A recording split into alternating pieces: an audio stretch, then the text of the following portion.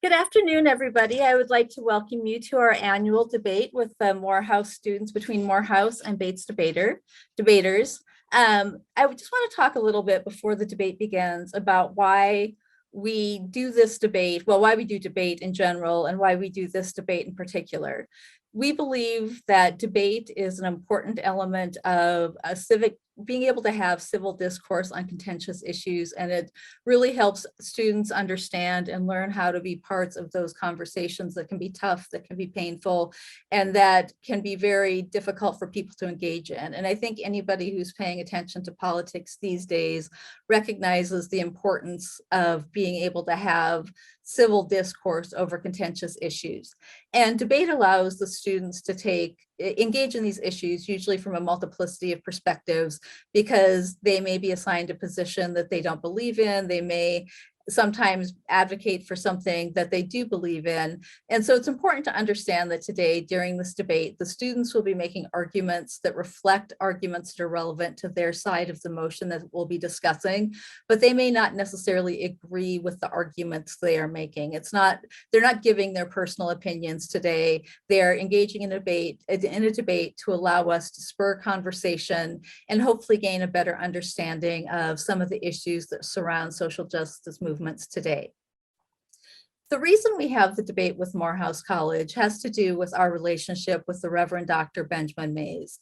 As many of you may know, Reverend Dr. Benjamin Mays was a former student of Bates College. He got his undergraduate degree here. He served as a longtime trustee for Bates College. And while he was here, he was a member and participant on the Brooks-Quimby Debate Council. And last but not least, he was a longtime president of Morehouse College. And so you can see the relationship between Morehouse and Reverend Dr. Benjamin Mays. But the reason why he is particularly important is he served as Martin Luther King Jr.'s spiritual advisor and was an important part of the civil rights movement that was occurring during the 1960s. And it is in respect to him and in respect to what he did for Bates while he was here and what he has done for Morehouse College that we do this debate in his name and in his honor. In his autobiography, Reverend Dr. Benjamin Mays talked about his time at Bates. And one of the things that he talked about of his importance that was important at Bates was that it gave him the tools to be able to emancipate himself. Not that Bates emancipated him, but that he had the potential to emancipate himself with the tools that he was provided at Bates, including his participation on the debate team. I would now like to introduce you to the debaters. If the debaters could go ahead and turn your cameras on. In the debate, we have what is known as the government side and the opposition side. And the government side will be debating in support of the motion that this House regrets the academization of social justice movements. The opening speaker for the government team is John Curry from Morehouse College. He is a junior and he is from Nashville, Tennessee, and is triple majoring in philosophy, religion, and Chinese. Quite the load. The second debater on the government side is Joey Emil. He's a senior. He's the vice president of the Brooks-Quimby Debate Council. He's from Park City, Utah, and he's a politics major with a minor in history. On the opposition side of the debate, we have Caleb Strickland. He's a junior from Northwest Arkansas, a small town that he didn't think anybody would recognize, so he didn't give me the name of it. He is a sociology major with a concentration in gender and family studies, and he's the co-captain of the Morehouse Debate Union. The second speaker for the opposition is Oyuka Linden. She's a sophomore majoring in politics and econ and is from Ulaanbaatar, Mongolia. Now, I just want to talk a little bit about how the debate will go down today. There are what we call four constructive speeches, and in constructive speeches, debaters are allowed to make new arguments. Once the four constructive speeches are open, if we were having this in person, what we would normally do is we would have what we call floor speeches, which is asking participants who are in the audience to ask questions of the debaters, to make a comment about something, to present an argument that they felt maybe the debaters had overlooked. In order to adapt this to the online format that we're using, we would just ask that if you have any questions or comments that you would like to make, to type them into the chat function, and I will attempt to read the comments and ask the questions, as many as I possibly can. We have about 15 minutes allotted for the quote unquote floor speeches. And after the floor speeches, one debater from each team will give what is referred to as a rebuttal speech. And during the rebuttals, it is their responsibility to kind of summarize the debate and deal with any questions and comments that may have arisen during the floor speeches. With that said, I would like to open this debate, and I would like to call upon John Curry to open the debate for the government bench. Awesome. Thank you all very much. Quick round of thank yous. This is my first time debating with Bard, and so I'm very grateful for the opportunity. And hopefully we will have a wonderful debate. As I set my timer, I will have the first affirmative construction that will not exceed 6 minutes, starting on my next word. If what is communicated is false, it can hardly be called communication. In order to discuss social justice movements, we must discuss the cause of their existence. Much more, the purpose of these movements is to amplify the object in question. In light of Benjamin Elijah Mays and Martin Luther King, my attention is brought to the liberation struggle of Black people. These subsequent movements are caused by the experience of treatment by white society when these people are Black, and they move to change it. However, when these movements are academized, they hurt the very people they are supposed to help, which is why we are proud to affirm that this House regrets the academization of social justice movements. I'm going to do a couple things in this debate. First, I'm going to go into the analysis of terms, mainly academization, and then I will give you my two arguments. The first of which is the loss of experience. The second is dissension within the Black community. So let's get on to this defining. So academization is to reduce something, a subject, to a rigid set of rules, principles, precepts for the purposes of the academy that is being learned or being taught. So let's get on to this first argument, the loss of experience. As we discuss social justice movements in general and the Black radical tradition in particular, we are forced to go back in history and recognize the experiences of many. For example, we see the perspective of the valiant courage of Blackness through Claude McKay's If We Must Die, as he writes, if we must die, let it not be like hogs, let it be like men.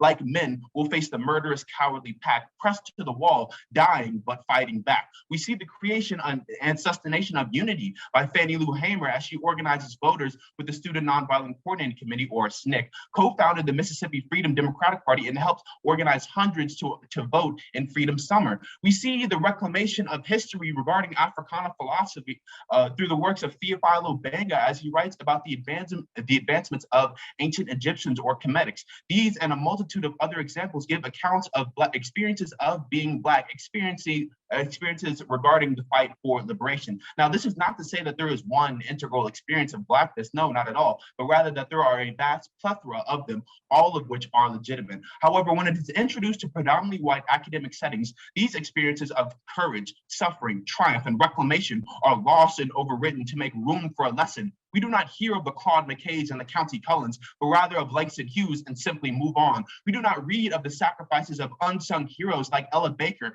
who mentored people like Stokely Carmichael and other founders of SNCC and Fannie Lou Hamer, but rather simply MLK with a dash of Malcolm X. We do not study the advancements of the Kemetics of Egypt that were brought to Greece, but rather the intellect of the pre-Socratics and the Greeks that came after them.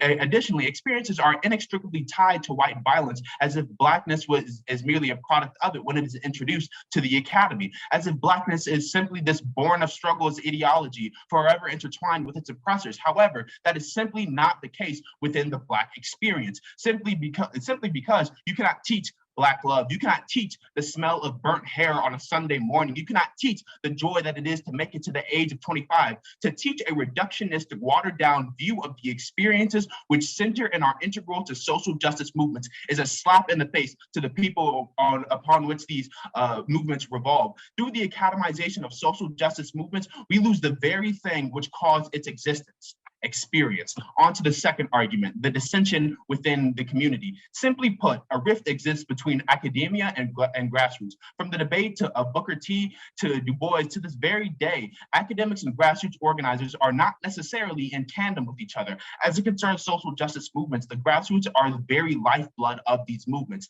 As we look at extremely effective organizations like SNCC and SCLC, though they were students, these young people were not in classrooms learning or getting lectured to, both of which are a part of academization, but rather they were out in the streets. It was not people like Du Bois, despite his wonderful contributions, it was not people like him starving and getting beaten day after day. It was people you've never heard of. The academization worsens this dissension because the work of the grassroots is co-opted and taken over by the academics. The academics are accredited. The academics are the storytellers of these experiences, despite how frugal they may be presented. The roots cannot enjoy the fruits of their own labor. Frantz Fanon said it best, as the intellectual has invested his aggression in his barely veiled wish to be assimilated to the colonizer's world. He has placed his aggression at the service of the individual. This individualism, as Fanon writes, is in stark contrast to the benefit of the Black community.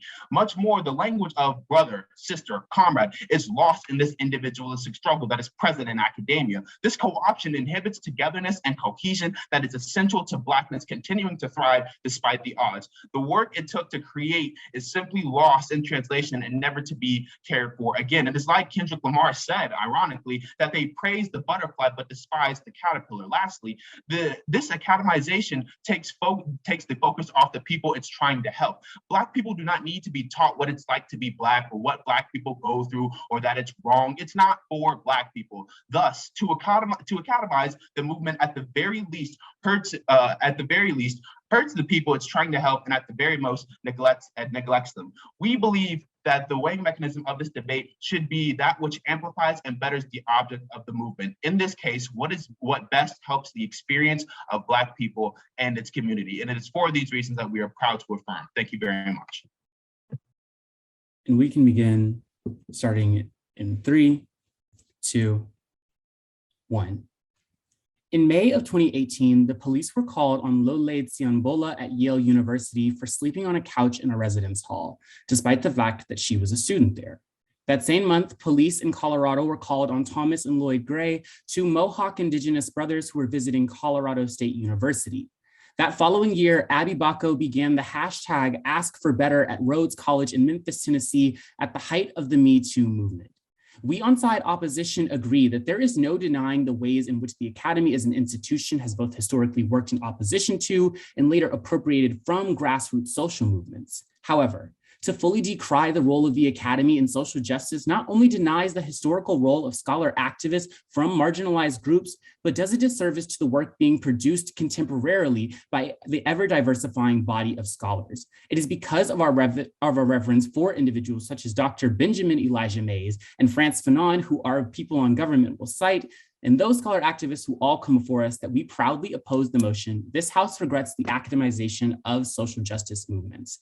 There are 3 key points we'd like to discuss with you today, but before doing that, we're going to go over some of the material we get out of government side. So firstly, we talk about this loss of experience. This is something we're going to be discussing more when we talk about the ever-diversifying body of literature being produced by the academy. But here's what's important to understand. All activism is not the same. Just because there are some people who are putting in work and boots on the ground doesn't mean that there aren't those who participate in activism through other ways, particularly means such as office jobs. The running of organizations like the SNLC, organizations like SNCC is ultimately required. Everyone can't be a soldier on the front lines. And this is important to understand for what we'll tell you later about what it means to contribute through the mind rather than through marching boots. Secondly, we talked about the sense of rift in community. Wolf wholesale reject this argument on the grounds that there are marginalized people who make up the academy. It is reductive, we would argue, to reduce the academy simply to the predominant bodies that have historically held power over it. Yes, historically, the academy has been ruled by colonial states, by sentiments of whiteness, by anti-Blackness, by these things. We won't deny this. What we will tell you is that to look at things like Afro-pessimism and Afro-optimism, 2 things that John cites during his speech in the face, produced by scholars relevant to the academy and further social justice movements,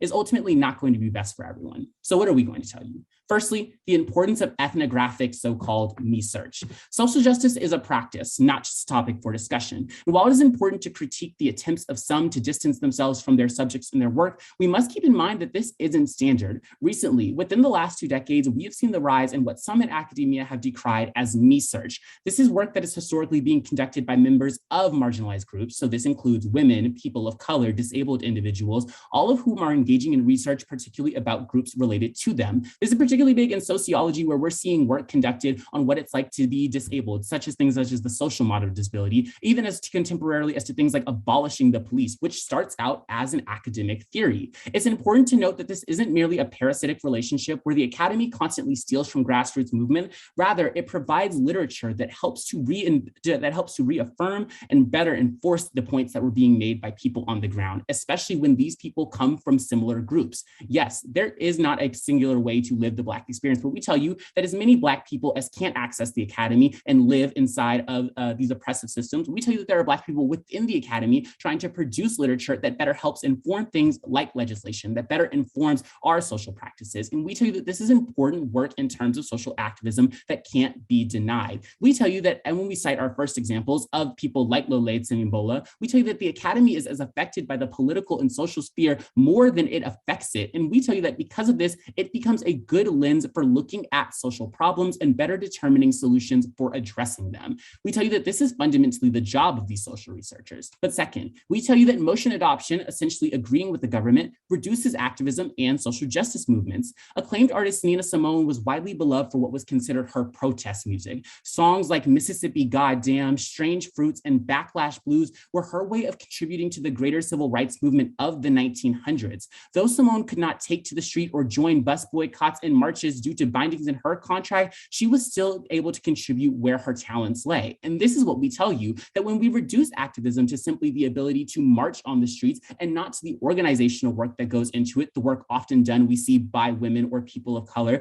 or when we look at things such as disabled rights, where people can't always physically go out and march into the street, we tell you that sometimes the best way people can contribute is through their thoughts, through the literature they've read, and through their analysis of the world based on not only what they've read, but also their personal experiences. We tell you that arguing that academization is bad on the grounds that it takes away from the movement because of a lack of physical protest limits not only what it means to be resistant to oppressive structures and environments, but limit what it means to be a protester or an activist. We tell you that activism doesn't look one way. And for that reason, we tell you it's important for the academy to be developing ideas for social justice movements. I tell you, look to what we've seen recently with Black Lives Matter and further in terms of discussions about abolishing the police. We tell you that these things come from Black literature. We tell you they come from Black academy. The academization of social movements has long been tied inherently with these social movements that exist. These people are often scholar activists. Look to the Black Panthers who looked importantly at the importance of reading, not only within the community, but in gaining a larger sense of knowledge as a form of resistance.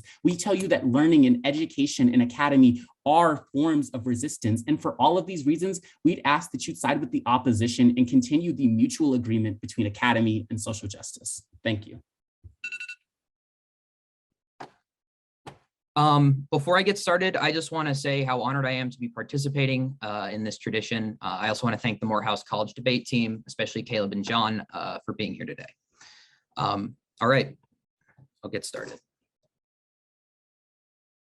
I want to start this speech talking about how the university defangs and de-radicalizes social movements. First, going through traditional education requires, to some extent, you do what those in charge like. Opposition argues that a diverse collection of people and ideas might solve that issue, but so long as these institutions exist, many of which were born out of racism and literal enslavement, academia will be tinged with, at best, the badges of racism and more commonly, outright racist policies. We don't ignore the important work marginalized scholars conduct in the academy, but we do acknowledge that the academy is a far more accommodating space. Second is hiring. Academia is competitive, and all the pressures I talk about for the actual educational process apply to this as well. Third is the pedagogical aspect, which again takes place within the rigid structure of academia and will never fundamentally alter the current power dynamic in which it exists. Take it from Audre Lorde. Finally is publishing. With academia putting such pressure on scholars to publish and prestigious journals remaining exclusionary, any radical message will be cut down. Now that may all seem somewhat mitigatory, but opposition is going to get up here and they're going to argue that there's a chance that a more progressive message will reach more people. But we think this is bad for two reasons. First is that the university upholding defanged and co-opted activism is a bad thing. With prestigious names and journals behind this messaging, the intellectual class of people that consume and subsequently teach this material are teaching a bastardized version of what this activism looks like. Radicalization cannot exist in this world, and therefore the great institutions are legitimizing something that the activists within the movement do not want. This gets worse when other groups like the media look to seemingly more trusted sources and silence the voices of those in the street. Second is bad activism holding up the university. Even if you think everything I've said here is wrong and that the academized version of these social justice movements is worthwhile, opposition cannot overcome the fact that the work of activists, these progressive ideals, shield the institution from any critical conversation about race. Many of these institutions flaunt their talented and progressive faculty like Cornell West and Nicole Hannah-Jones to boost their own image, obscuring the true nature of the institutions, as we saw in both their cases. Opposition even gives examples of horrific acts of racism on campus. So long as people of color in academia only don't get meaningful seats at the table, nothing radical can occur. Institutions that were built on the back of Black labor should not be allowed to exploit their activism too. Opposition argues that those who fight for social justice exist inside the academy. We agree. We agree too that the academy is in dire need of more social justice work. We roundly reject the idea that social justice movements benefit from their academization. We reject the idea that de-radicalizing activism and co-opting movements in academia is at all a good thing. And we reject the idea that everyday people's lives are made even a little bit better by this process. Activists within the academy can certainly conduct their activism outside the academy, but we believe they cannot from within. The master's tools will never dismantle the master's house. They may beat him at his own game temporarily, but they will never bring about genuine change. And take note of the definition government has given you: to reduce a subject to a rigid set of rules, principles, and precepts. That's academization. The study of the ethnographic research is still feasible without academization, which also means that participation in these movements isn't hurt. Opposition should ask why other academics critique this form of scholarship. Du Bois's idea of the talented 10th is not mutually exclusive then, but we can oppose co-opting social justice movements in the language of the academy. This notion of how the academy condenses movements down to individual people is particularly important. While opposition may argue that academia is not solely responsible for this great man approach to history, the very nature of academia whittles down the entirety of a movement to a couple major figures and points. They even oppose this motion on the grounds that the continued reverence for these great men is a good thing. This reductionism ignores important aspects of social movements. Condensing all the activists and all their experiences down to one person not only ignores countless people and silences them, but it also allows people today to retroactively pick and choose what the movement was about. The March on Washington was called the March on Washington for Jobs and Freedom. Dr. King was murdered in Memphis supporting striking Black sanitation workers. Only the academy can rationalize honoring the legacy of MLK while actively fighting a union vote on its own campus. This is where I want to answer their argument about the rise of the anti-intellectual. I think this entire point exemplifies the problems of the academy. Academized activism is often extremely off-putting for working class people. It is inaccessible, not just because it exists within some of the most expensive institutions in the country, but also because it lives behind paywalls and is coded in totally indecipherable language. When activism becomes inaccessible, what's left is everything else, like right-wing populists and fearmongers who can exploit this disconnect and interpret what the literature, quote unquote, really says for a broad audience, contorting it to their own message and using it to put people off of social movements. To make matters worse, the people they identify as the problem, the anti-intellectuals, can take the entirety of a social movement and boil it down to a couple people, just like opposition does. However, the anti-intellectual influencers will always distill the movement down to a couple people or points who make the entire movement look bad. This poisoning of the well hurts the entire movement. We must reject an approach to social justice movements that lionizes the great man and reduces broad experience to talking points. Finally, and I can't stress this enough, academia will not be what counters the anti-intellectual. Working class people need something accessible. This is a great answer to their argument that participation would be stymied too, because it would be worse on their side of the house. Grassroots social movements are the answer, not academia, for the reasons I cite above. Finally, academization takes the focus off the people the movement aims to help.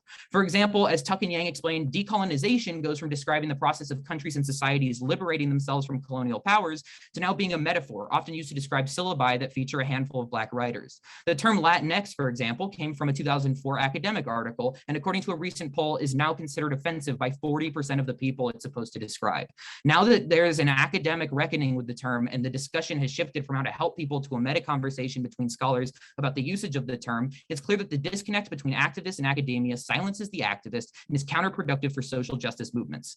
The academy takes social justice out of the hands of the activists and in the street and cleans it up for an elite, often white audience. In the process, the people for whom the activism was a survival strategy and a movement for a more humane society lose control of their message. Intentionally or not, the academy co-ops and de-radicalizes social justice movements, and government believes strongly that the academization of social justice movements is worse for marginalized people at every level. Thank you. Okay, before I start my speech, I'd like to thank my fellow debaters coming from Morehouse College, and I'd like to thank everyone who took the time to watch.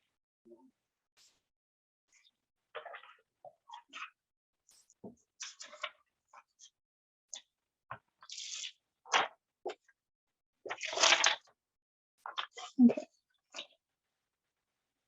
Starting my speech in 3, 2, 1.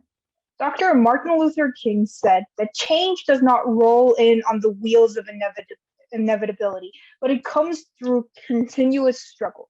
Ladies and gentlemen, social justice movements seek to shift the unequal grounds our society stands upon to make it more equal and equitable for everyone.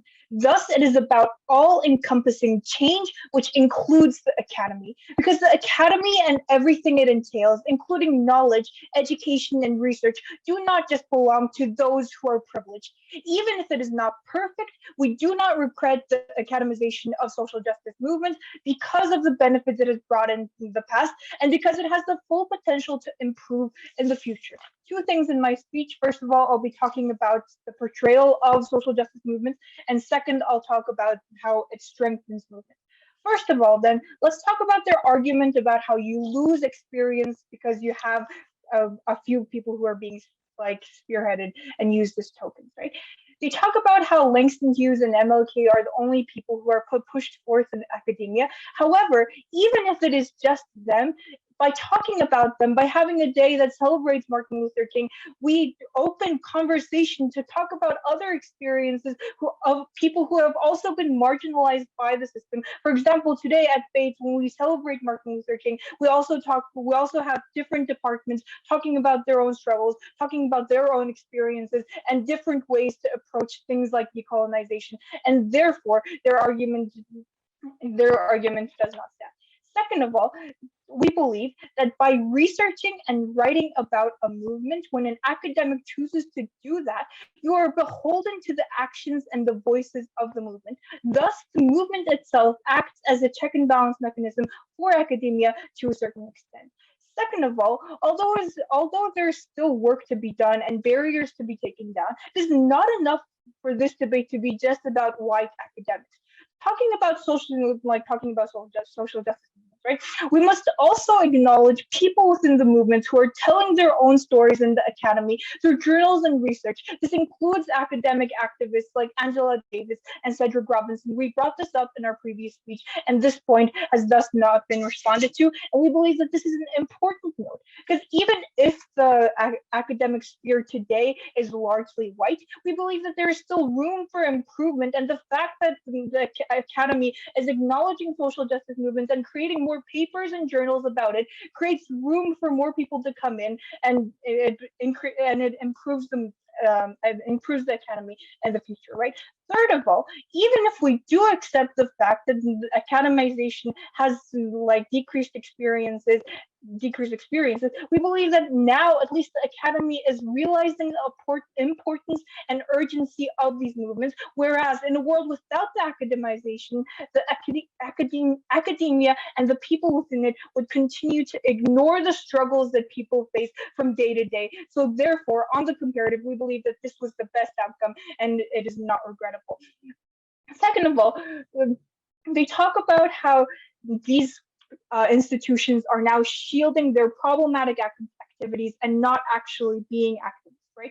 We believe that an institution who claims to be activists, who claims to care about social justice movements, are far more likely to change their actions in the future, because now the people who are working in that institution, the students who go there, are going to pressure the administration, and we believe that in the future, these institutions are more likely to change.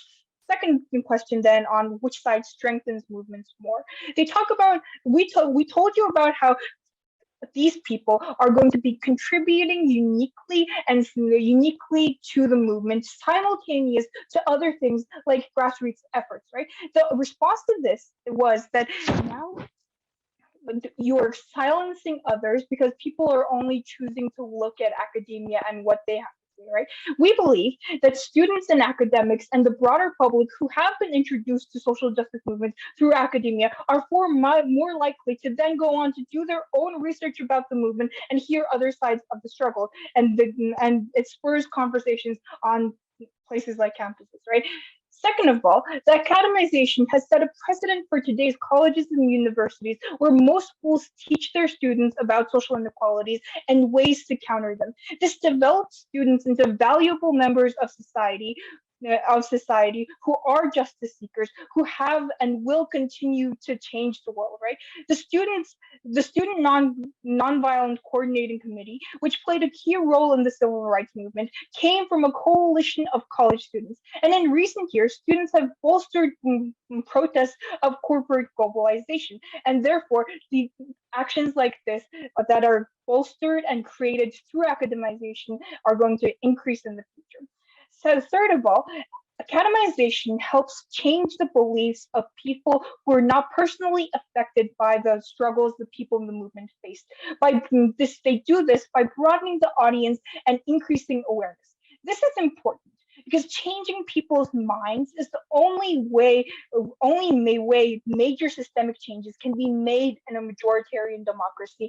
And our side, when we through academization and through these journals, we change more people's minds, and that is priceless because that is the only way we're actually going to be getting change along with the other efforts. Thank you. All right, I would like to thank the debaters for the first 4 speeches. Now, if anybody in the audience would like to send me a text message or I guess a chat within the Zoom program that has either questions or comments about the debate up to this point, I will read them so that the debaters can hear them and account for them within their final speeches. Is it possible to reach the aim of the social justice without the reformation of the status quo academia? A very good question. We really love to have audience participation and hear the feedback and comments from the community. So if anybody else has anything that they would like to say or questions that they would like to ask, please do type them. I don't see any more messages coming in, so I will turn the debate back over to the debaters and conclude the debate for us here today. Oh, hold on a second. Got a few more comments coming in. I also agree on the opposition's position that academia widens the audience that they reach. As a person who came from abroad and had to learn about social justice, are people's minds changed by academization or by lived felt experience? Excellent points on all the sides. Thoughts on defunding the academy? Okay, that seems to be all the comments we're going to get, so I will turn the debate back over to the debaters. Awesome. So I will begin the last speech on the government side, close out this portion of the debate on my next word.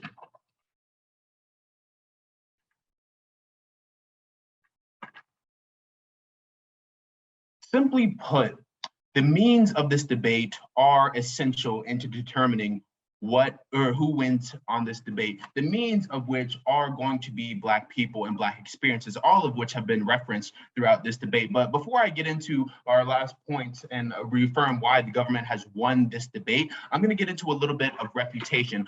Firstly, there is a major difference between using the academy and the academy being present in social justice movements and the academization of social justice movements. Going back to our definition, which was given to you at the beginning of this debate, academization is to reduce something, a subject, to a rigid set of rules, principles, precepts for the purposes of the academy. You see, using the academy is beneficial. Sure, we're willing to say that. As I said in my speech, I gave you examples of Fanon. I gave you examples of Theophilo Banga. And as we talk about, Benjamin Elijah Mays was a Reverend Doctor as well. These are beneficial people. However, when the movements are co-opted by the academy, when they are reduced to the academy, it becomes bad simply because of the loss of experiences. But more so, when it is the academy is used as this legitimizing factor, to say, oh, we're going to have the experiences through the academy to make it more palpable, to change people's minds. No, that's not the case.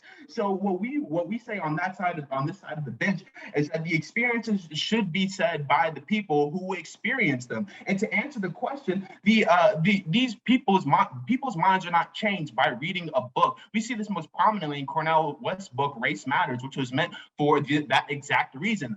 How many people's minds did it change? I would make the argument, not very many, because not many, his target audience wasn't really hit. However, when we look at experiences through videos, through our audios, as we see in the summer of 2020, people telling their lived experiences, then we have change. That is what causes change, rather than using the academy of some sort. And so also on this notion of the condensation of experiences, which my partner gave credence to, when we look retroactively, we can just cherry pick a couple experiences and say, oh, this was the movement. As we talk about the Martin Luther King I Have a Dream speech, but failed to mention A. Philip Randolph, or in this other notion that my partner brought up of the actual lack of change. Now, the opposition got up here and told you about some very harrowing experiences of being a person of color on these collegiate campuses. But what change ensued because of the academy?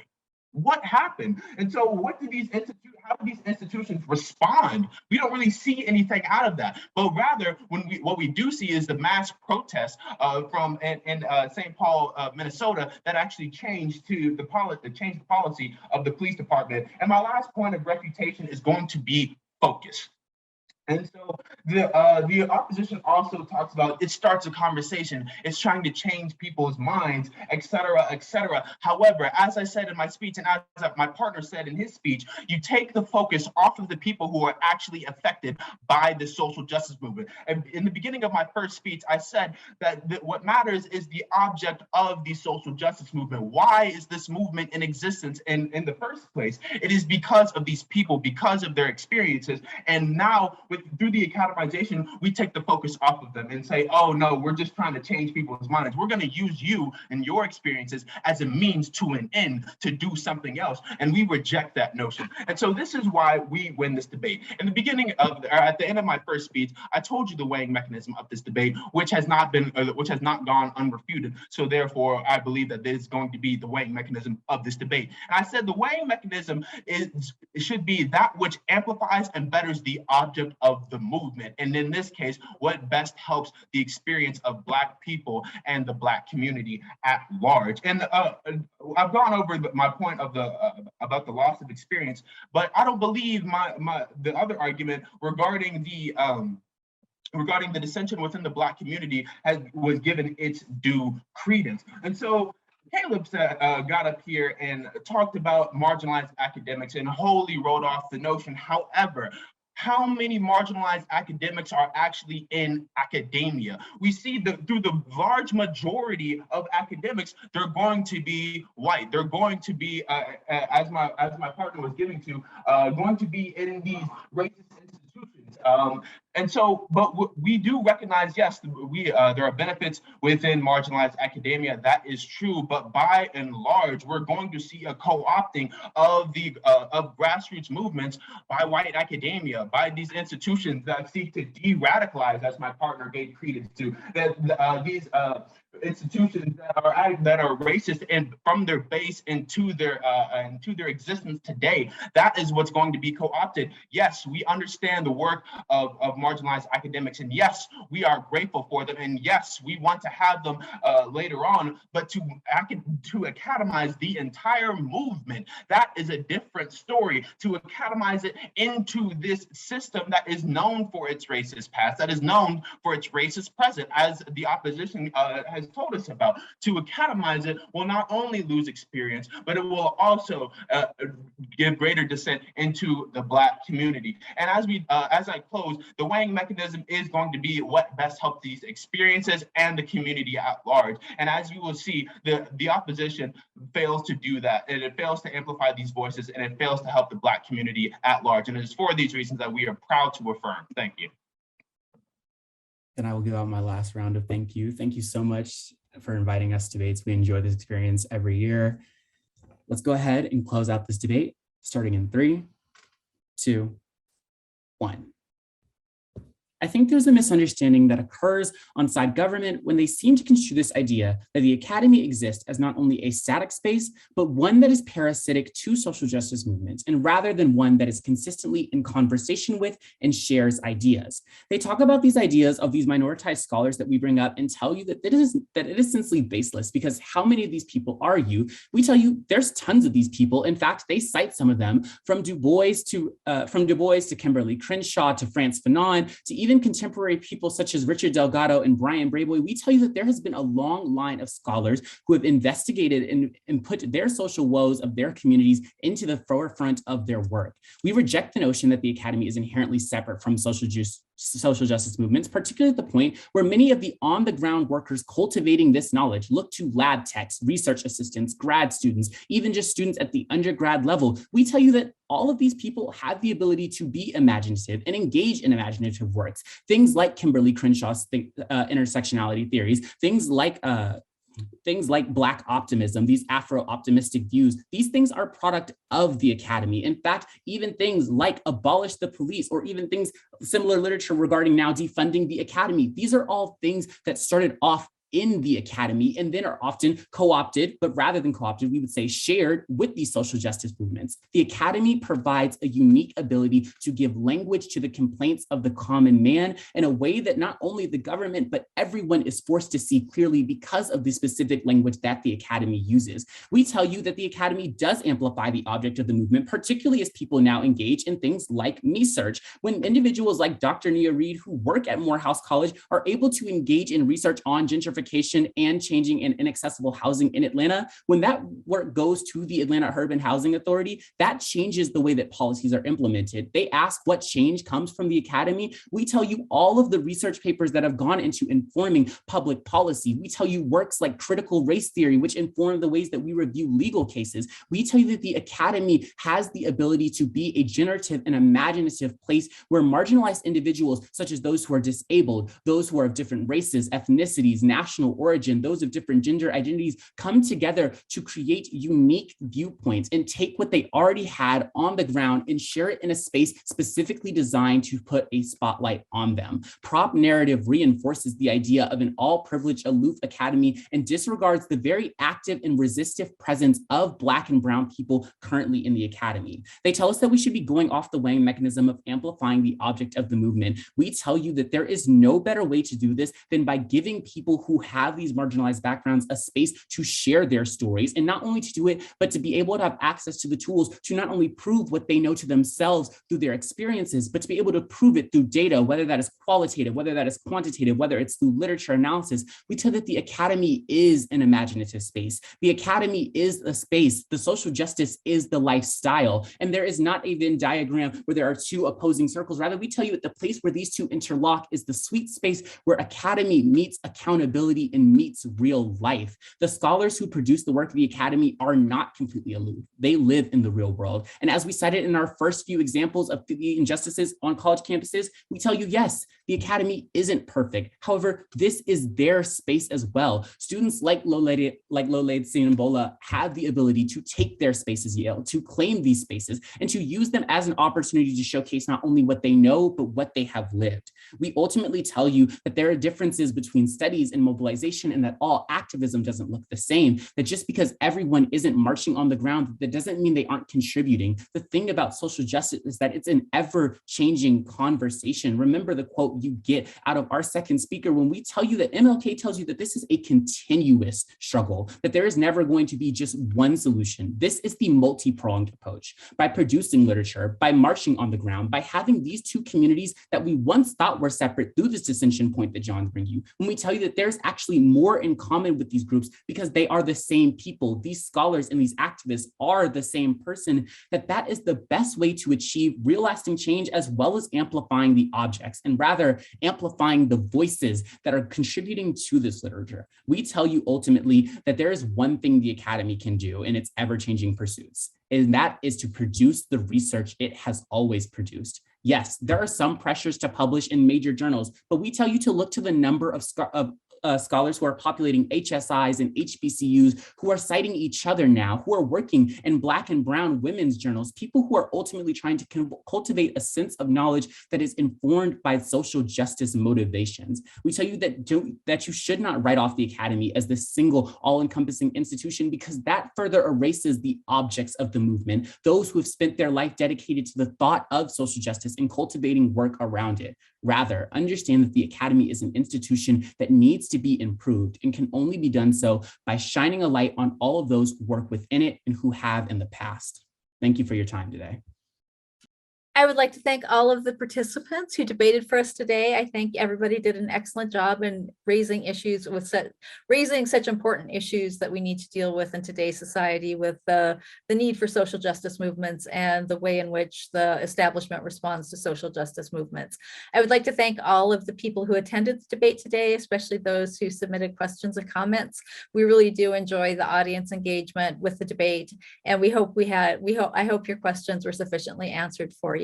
So with that, I would like to wish you a happy day and hope you enjoy any more activities with Martin Luther King Day today at Bates. Thank you.